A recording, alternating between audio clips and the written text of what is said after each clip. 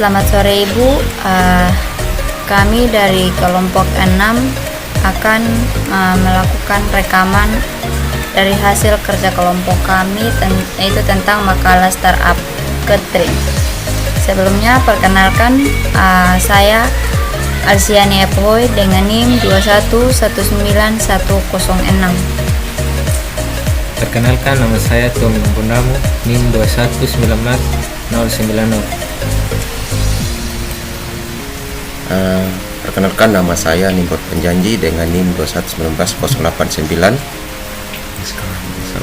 Perkenalkan, nama saya Hermanto Sundapatamu dengan NIM 2118116. Oke, untuk bagian latar belakang akan disampaikan oleh Nimrod Penjanji. Terima kasih.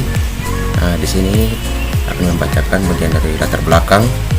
Ya, Catering Sehat merupakan sebuah perusahaan manufaktur yang bergerak di bidang kuliner yang memproduksi produk makanan sehat dan bergizi yang meliputi makanan vegetarian dan non vegetarian dalam bentuk catering, untuk makanan sehari-hari, pegawai kantor, rumah tangga yang kekurangan waktu dalam memasak, maupun mahasiswa yang tinggal di kos.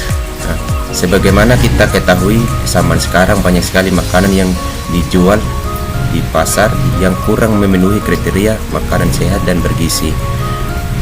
Dan pada kenyataannya, makanan olahan vegetarian yang ada di pasar saat ini cukup jarang dijumpai, apalagi yang benar-benar tidak menggunakan bahan sejenis bawang-bawangan. Catering Sehat dapat membantu mengatasi masalah dalam menyiapkan menu makanan sehat dengan takaran yang pas dan menyediakan layanan pesan antar baik untuk menu vegetarian maupun non vegetarian. Di sini juga ada ruang lingkupnya. Penulisan startup catering ini supaya lebih terarah dan tidak menyimpan dan dari masalah yang ada, maka penulisan membatasi pembahasan pada pengembangan usaha catering pada CV Catering Sehat mengaku. Di sini juga ada manfaat penulisan. Yang pertama itu mengatasi masalah yang dihadapi konsumen dalam hal pemesanan catering sehat, baik itu vegetarian maupun non vegetarian, dengan mutu dan kandungan gizi yang baik. Yang kedua itu memperkenalkan produk. Untuk mengenalkan produk makanan sehat sejak dini yang baik bagi kesehatan tubuh melalui website ini. Dan yang ketiga itu membangun website yang mampu menampilkan berbagai menu makanan yang disediakan, mencatat data pemesanan, laporan data pemesanan, dan data transaksi. Di sini yang keempat ada anggaran promosi. Tidak butuh biaya besar.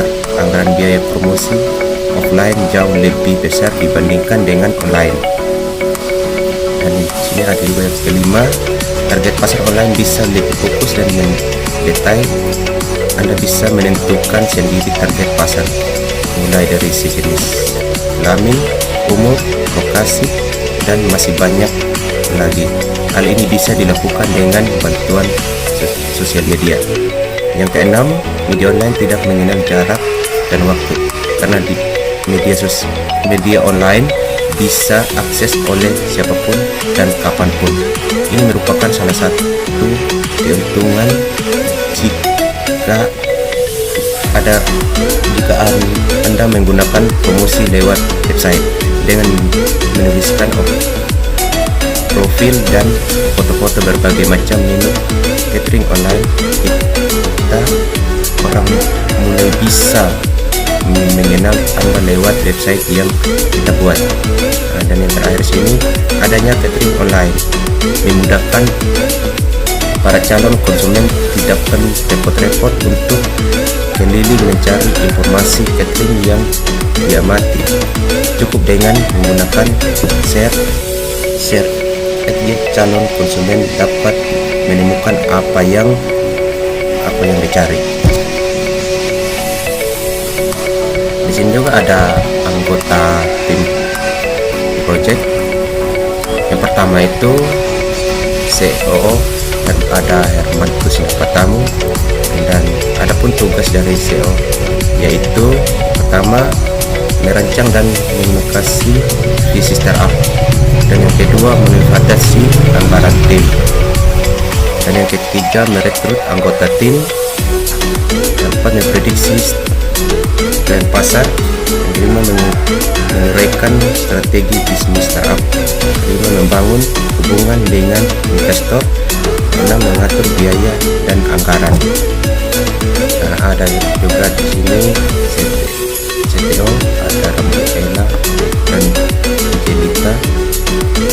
Adapun tugas dari seseorang CTO yaitu pertama menyatukan pengembangan produk, kedua memahami dan mengadopsi perkembangan teknologi, dan ketiga mengelola pengembangan produk. Jadi ini ada CFO, ada Ana Maria Rosalia. Adapun tugas dari CFO yaitu pertama membentuk strategi penggalangan dana, kedua membuat keputusan yang berhubungan dengan sumber daya manusia seperti menggaji, keuntungan dan evaluasi. Yang ketiga merumuskan dokumen keuangan. Yang keempat membahas kesehatan keuangan startup dengan CEO. Yang keempat ada CMO dan Tommy Damu dan Alsian Oi. Adapun tugas dari CMO yaitu yang pertama mengembangkan strategi pemasaran, yang kedua melaksanakan riset pasar, yang ketiga menjaga citra startup. Yang kelima CEO yaitu saya sendiri, yaitu membuat janji. Adapun tugas dari seorang CEO yaitu pertama mengatur startup catering, yang kedua berbagai penghubung antara anggota dan CEO, dan yang ketiga mengatur bisnis inti. Sekian dan terima kasih. Penjelasan dari saya kembalikan kepada moderator yaitu Alsian. Terima kasih. Oke, untuk slide berikutnya dilanjutkan oleh Tommy Bundamu.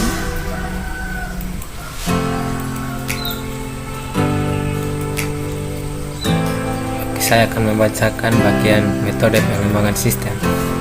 Dalam dunia bisnis ini, kami memilih metode waterfall.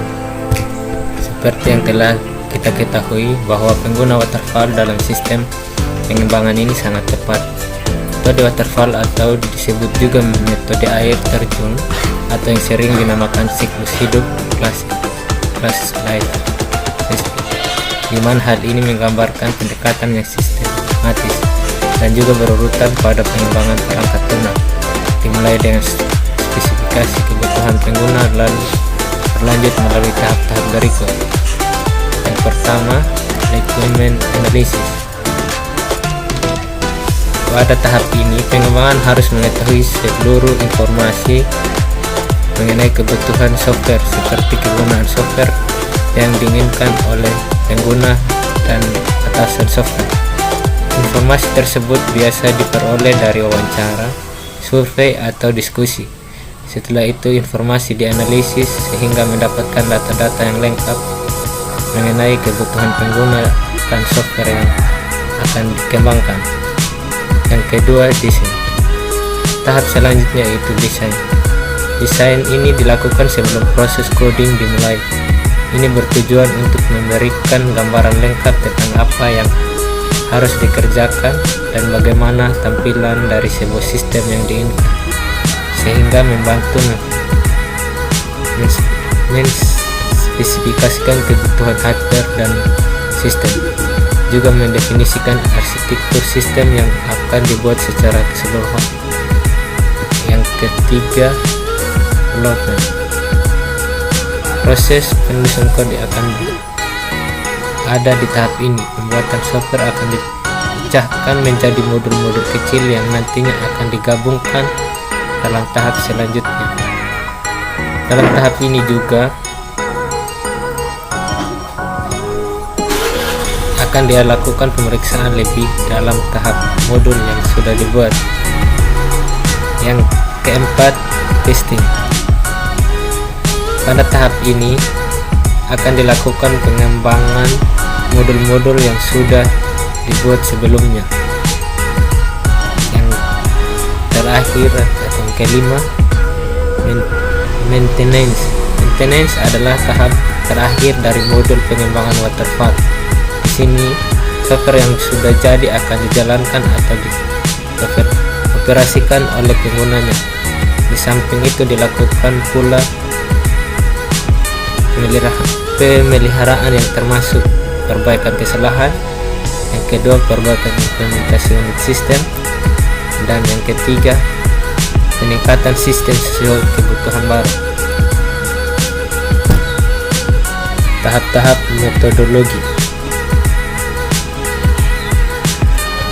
Yang pertama, requirement analysis. Kedua, design.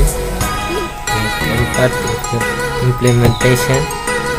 Yang keempat, testing. Yang kelima, maintenance. Oke, sekian dari saya kembalikan kepada moderator. Oke, terima kasih.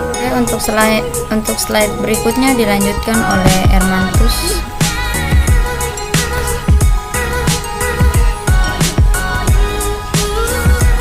Baik, di sini saya akan membacakan lingkungan pengembangan sistem. Di sini lingkungan bisnis, lingkungan perusahaan, business environment atau lingkungan bisnis merupakan kekuatan-kekuatan yang mempengaruhi baik secara langsung maupun tidak langsung terhadap kinerja perusahaan.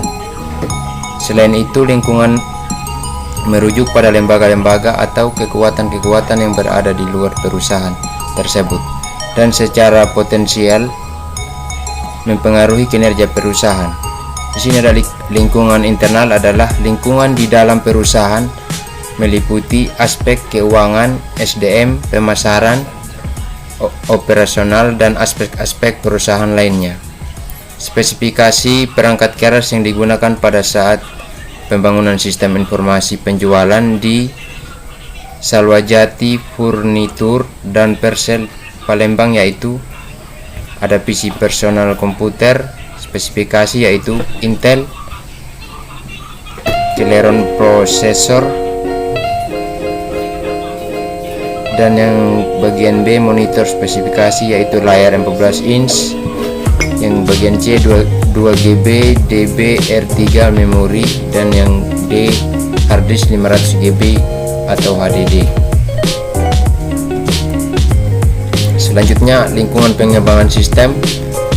Ada perangkat lunak yang dibutuhkan dalam pembangunan sistem informasi penjualan, yaitu yang pertama ada Windows 8, yang kedua ada XMPP terdiri dari Apache, MySQL, dan PHP MyAdmin, dan yang ketiga ada Notepad, yang keempat ada Macromedia, Dreamweaver CS6, dan yang terakhir ada Google. Adapun kebutuhan perangkat lunak yang pertama yaitu kebutuhan fungsional. Kebutuhan non fungsional merupakan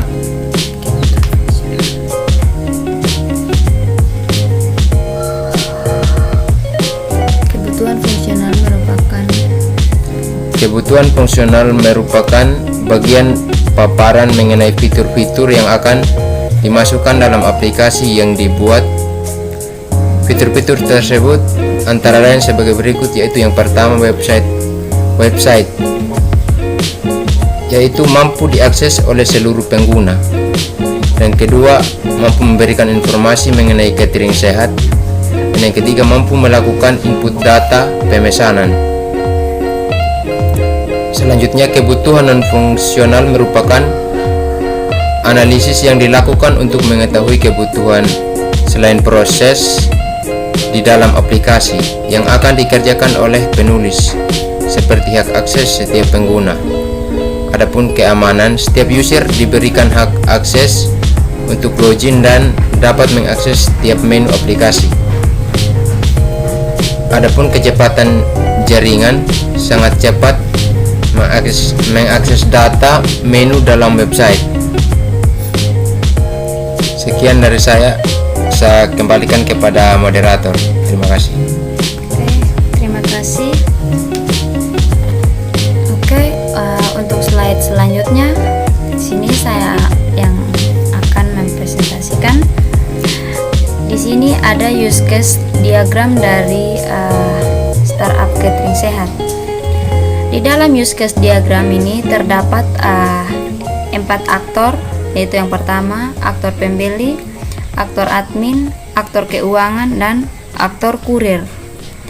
Tugas dari aktor pembeli yang pertama itu masuk ke web catering sehat, kemudian registrasi, melakukan login, melihat menu, melakukan order, menerima pembayaran, melakukan pembayaran, cetak bukti pembayaran, menerima order, dan logout.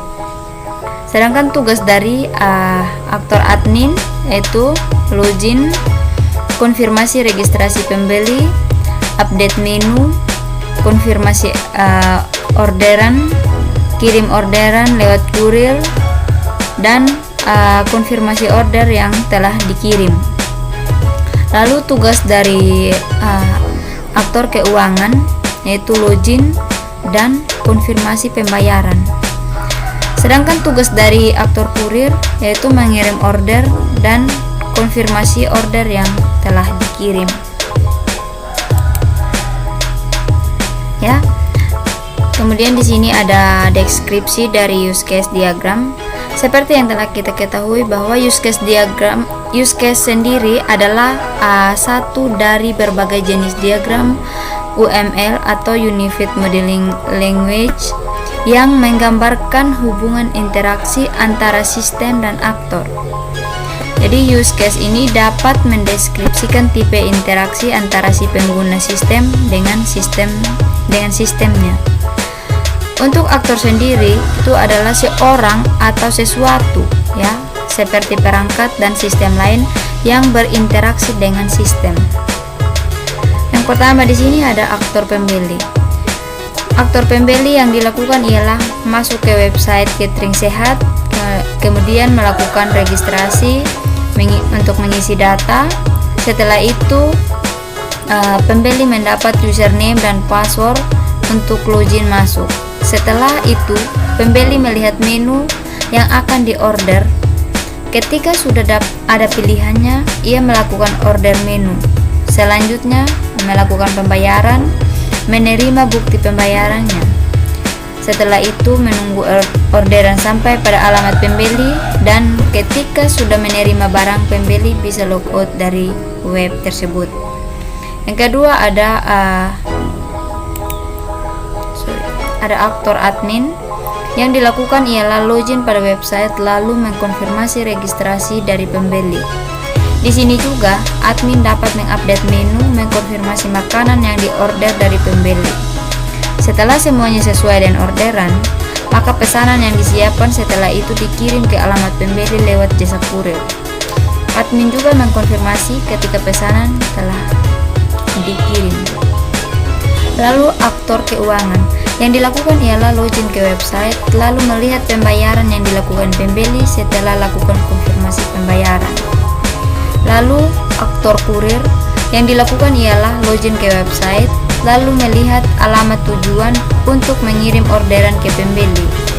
Setelah barang sampai pada tujuan yang benar, kurir mengkonfirmasi ke admin bahwa barang sudah sampai ke pembeli. Kemudian ada activity diagram dan swim lane. Oke, di sini ada activity diagram. Dalam activity diagram yang kami buat ini terdapat 4 swim lane. Yang pertama itu swim lane pembeli, swim lane admin, swim lane keuangan, dan swim lane kurir. Kita mulai dari pembeli, ya. Untuk start pertama itu pembeli masuk ke web catering sehat, kemudian melakukan registrasi pendaftaran. Setelah melakukan registrasi pendaftaran, admin mengkonfirmasi registrasi pendaftaran pembeli. Setelah itu pembeli melakukan login untuk melihat menu yang diupdate oleh si admin. Lalu setelah melihat menu, pembeli ini melakukan order. Setelah melakukan order, admin mengkonfirmasi order dari pembeli. Setelah mengkonfirmasi order ini, admin mengirim orderan lewat kurir. Lalu kurir mengirim orderan ke pembeli. Setelah pembeli ini menerima orderan, ia melakukan pembayaran. Setelah melakukan pembayaran, bagian keuangan mengkonfirmasi pembayaran dari pembeli. Setelah itu, pembeli melakukan cetak pembayaran. Setelah melakukan cetak pembayaran dan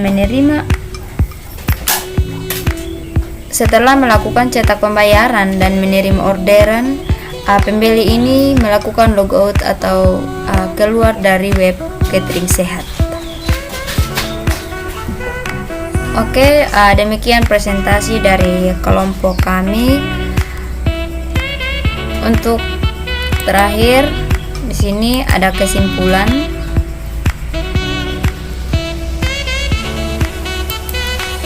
Kesimpulan dari catering sehat ini adalah kesimpulan yang dapat ditarik dari masalah ini adalah di mana kita harus pintar-pintar dalam mengelola bisnis, dan yang menjadi poin inti dalam bisnis adalah kepercayaan. Karena jika konsumen sudah mempercayai bisnis yang kita kelola, dijamin konsumen atau pembeli akan tertarik dengan jasa catering yang kita tawarkan, dan dapat memungkinkan bagi pembeli untuk menyebarkan informasi kepada pembeli lain. Sekian presentasi dari kelompok kami.